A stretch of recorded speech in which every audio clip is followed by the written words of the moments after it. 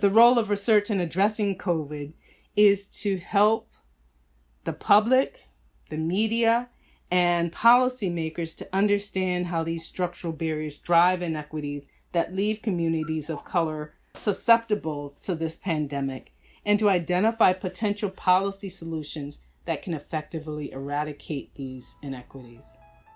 I'm JB Wogan from Mathematica, and welcome back to On the Evidence, a show that examines what we know about today's most urgent challenges and how we can make progress in addressing them.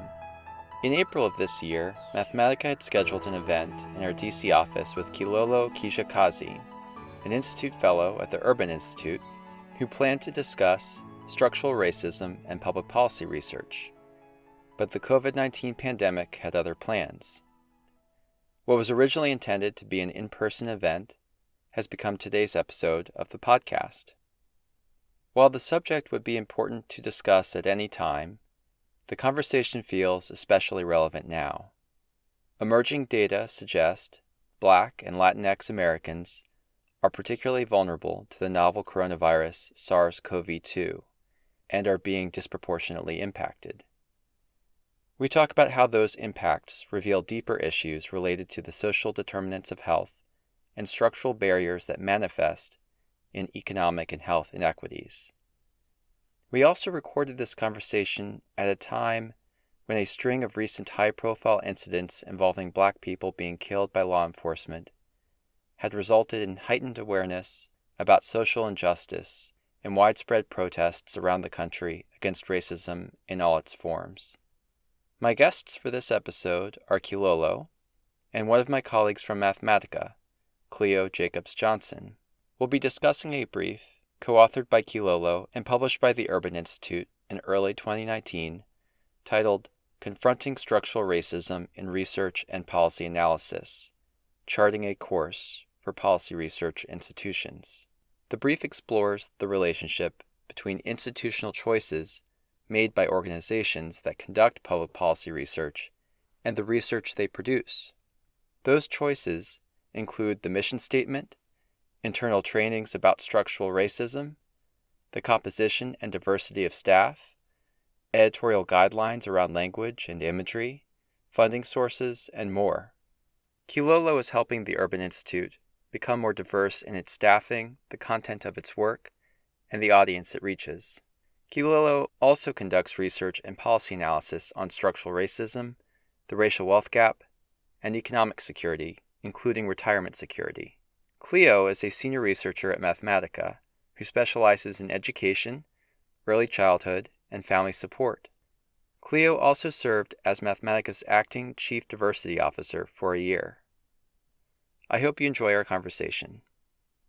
So, Kilolo, I want to talk today about the brief that the Urban Institute published last year titled Confronting Structural Racism in Research and Policy Analysis.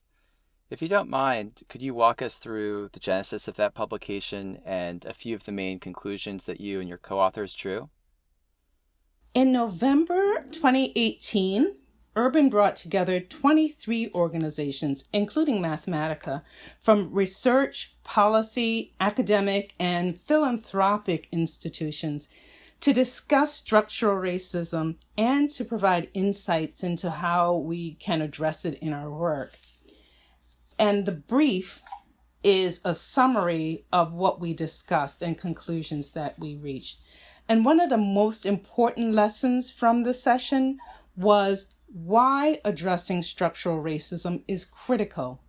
We included in the roundtable some of the scholars who had previously participated in a speaker series at Urban on structural racism. And so I think in describing here why structural racism is critical to address, it might help to kind of describe what the speakers presented in that speakers series.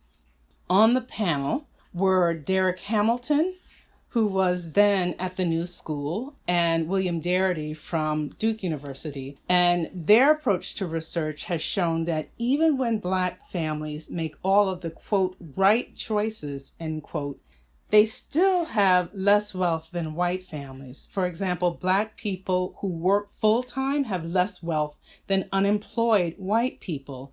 Two-parent Black families have less wealth than single-parent white families. Black college graduates have less wealth than white high school dropouts. And Black families with income similar to white families save at the same or slightly higher rate. I previously heard Derek at a convening where he critiqued research by Bill Emmons of the St. Louis Federal Reserve Bank. Bill's research treated race as a dummy variable in a regression model examining the racial wealth gap, and it did not examine structural barriers. This approach showed that racial wealth disparities were explained by differences in education, employment, and other independent variables. So we also invited Bill to be on the panel. And to Bill's credit, after Derek's prior critique of his research, Bill and his colleagues reanalyzed their data. And in the second model, they express the independent factors as deviations from the racial group average. They got a very different result and found that structural barriers explained 70% of the racial wealth disparity. Bill presented the two approaches showing the difference in findings resulting from framing the research to capture structural racism. And as Bill stated in the structural racism roundtable, quote, like fish who don't see water, economists don't see structural racism, end quote. I want to provide one more example of why examining structural racism is critical. Another way of thinking about structural racism is through the examination of employment and education by race. The employment rate of African Americans is higher and their wages are lower than those of white people on average. The average level of education for African Americans is also lower than the average for white people. And one might conclude that lower levels of education are driving higher unemployment rates and lower wages for African Americans.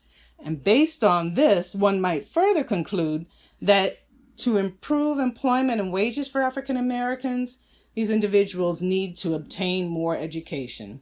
However, if you examine the unemployment of African American and white workers by level of education, you find out that African Americans have higher unemployment rates at every level of education. Similarly, if you compare the wages of African American and white workers by level of education, you find that African American workers receive lower wages at every level of education. Based on these findings, researchers and analysts would be wise to look beyond individual deficits and to examine structural barriers in the labor market, especially persistent racial discrimination that has been documented by researchers such as Mullainathan and Pager. Under this approach, researchers would be more inclined to look for solutions in the form of systemic change, such as creating effective penalties for employers who discriminate. And I wanted to underscore that I find it particularly insulting when white researchers, analysts, and policymakers and others lecture African Americans on the importance of education. We are the only people in this nation for whom education was outlawed. Yet we found ways to become educated anyway, despite the threat and the act of being maimed and murdered. We know the importance of education. What we need is the elimination of structural barriers that impede us from obtaining a high-quality education, as well as the structural barriers that impede economic and social mobility even after we obtain education against all odds. I'll stop there. I'll say, as someone who's read the report, I'd really recommend anyone who is in this field, who cares about economics, public policy, and research, and who's interested in learning more about the intersection of those things in structural racism, that's something they should read. It's available on the Urban Institute's website. We'll also include a link to it on our website when we post this blog. And I believe the research that you cited is also cited in the report, but I can pull out some of those links to make sure that listeners are able to easily find some of those papers as well that you discussed. And we'll get more into this later, but it's both a diagnosis of some of the problems, but also some very helpful tools for making progress on this issue.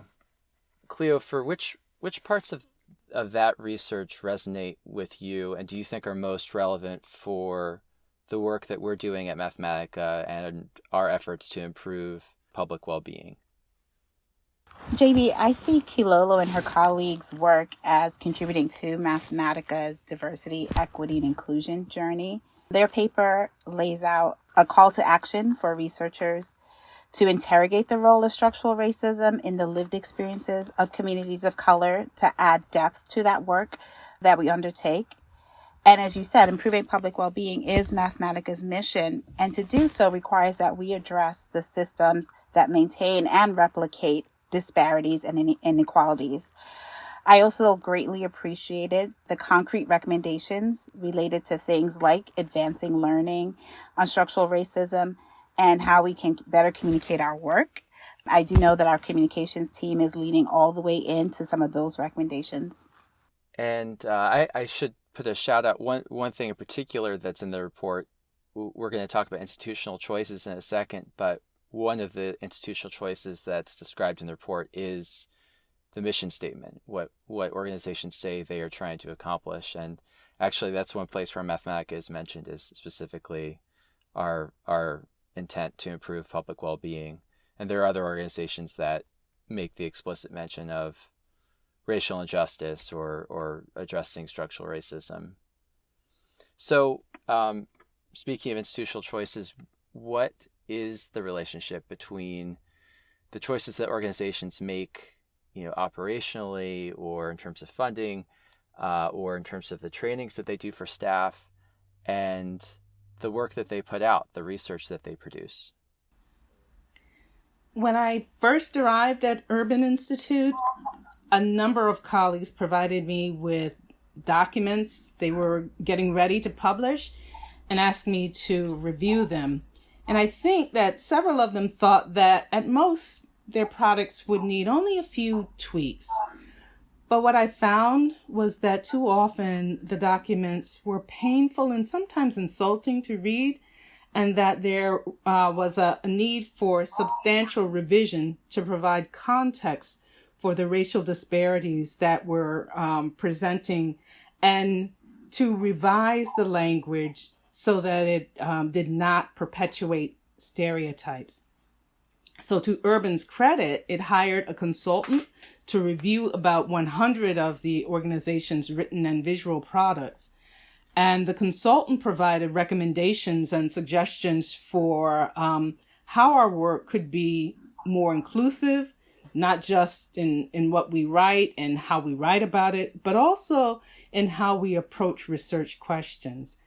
The consultant's recommendations were incorporated into Urban's strategic plan for achieving diversity, equity, and inclusion within the institution. And one of the goals of the plan is to produce rigorous research that conveys respect for individuals, avoids the perpetuation of stereotypes, acknowledges relevant historical and social contexts, and engages diverse audiences.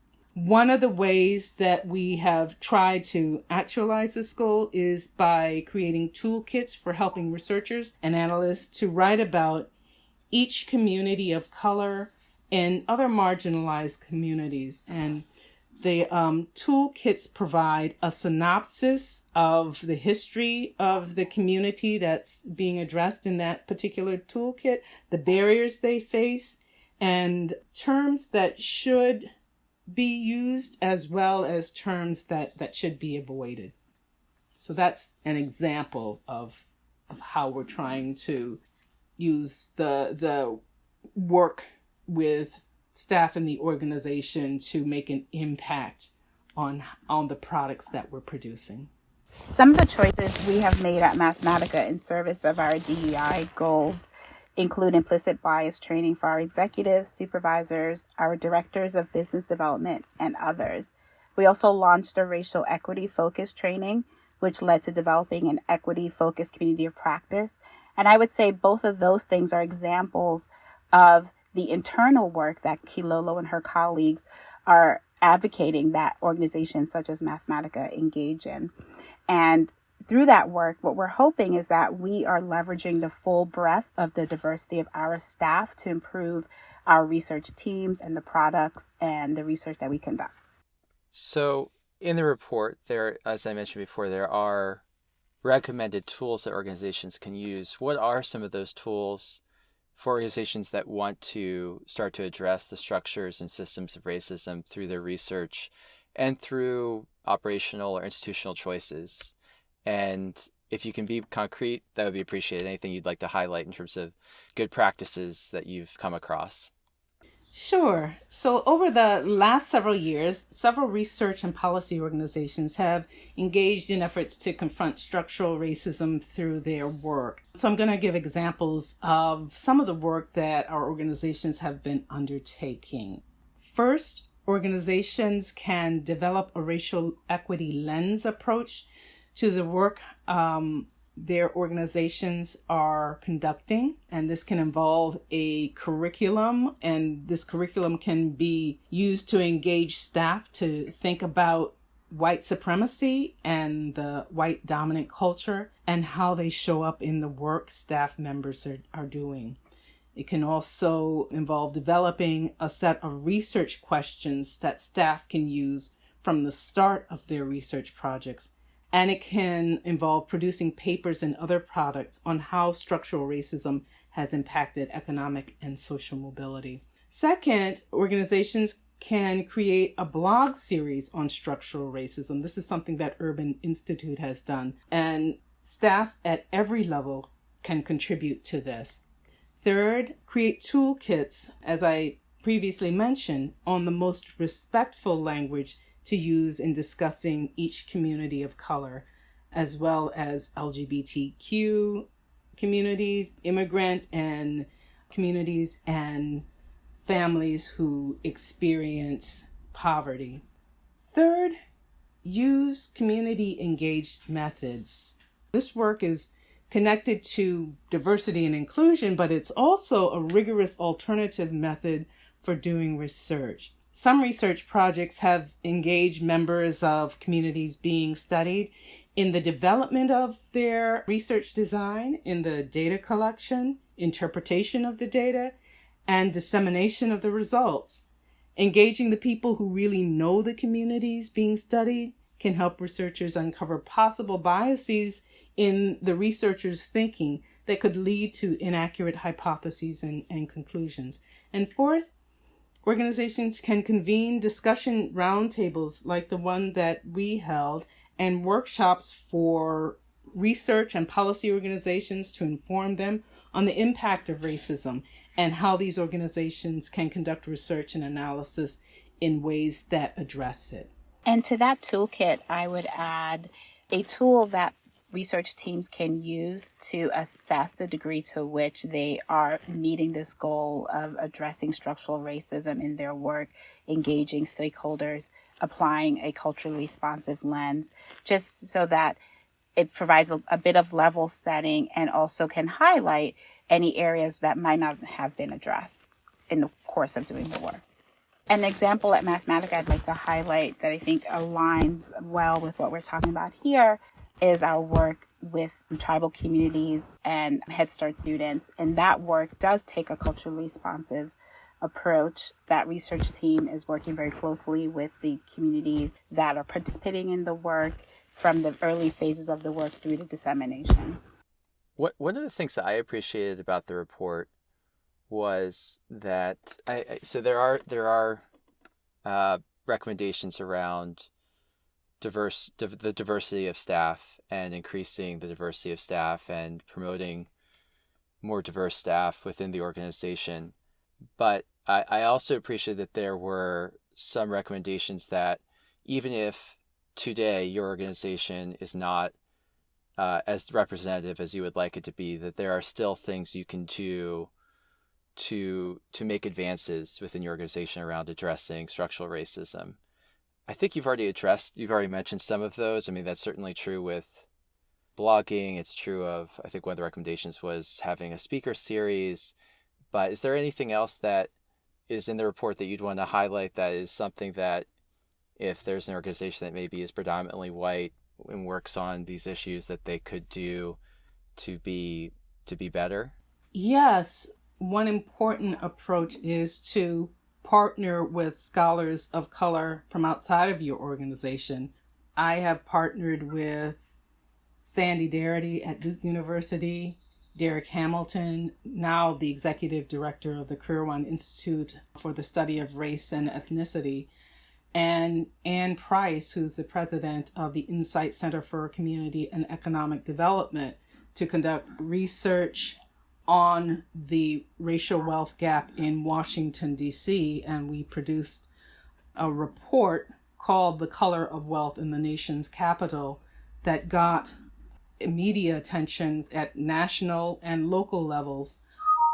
So reaching out to partner with scholars who can expand the work that you would otherwise do is an important tool. Okay. So this conversation would be important and worth having at any time, but it does feel especially relevant in June of 2020 for a couple of reasons. We're talking amid a pandemic. There are protests currently happening around racial discrimination, particularly by police. Let's start by talking about COVID-19 and its disproportionate impacts on communities of color. What are those disproportionate impacts revealing about society and public policy? And if I can double barrel this question, what role can research organizations play in reforming public policies aimed at addressing racial and social inequities revealed during this pandemic?